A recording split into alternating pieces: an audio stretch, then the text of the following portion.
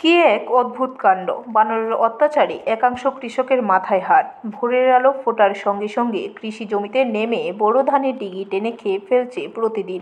কৃষক বসতবাড়ি থেকে ধেয়ে এসে দেখতে পায় কয়েকটি বানর বেশ কিছু রোয়া খেয়ে তড়িঘড়ি উঠে যাচ্ছে পার্শ্ববর্তী গাছের ডালে। এই জাতীয় ঘটনা শুধু একদিন নয়, দিনের পর দিন এইভাবেই চলছে।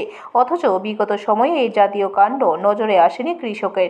এমনিতেই বোরো ধানের চাষ করতে প্রচুর টাকা খরচ হয়।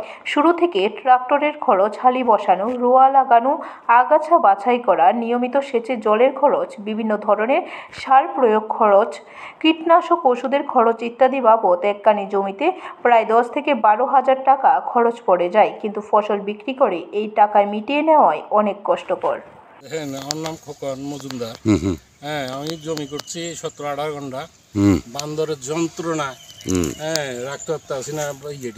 ধান গাছটি হয়তো ছিঁড়ে ছিঁড়ে ডিকটি খাইতে আছে, তো 5-7টা বান্দর আইয়া ডেলি খাইতে আছে সকাল বিকাল। এখন আইয়া খালি আমার ডিউটি হলো দৌড়ানো। ব্যুরো রিপোর্ট, খবর ত্রিপুরা।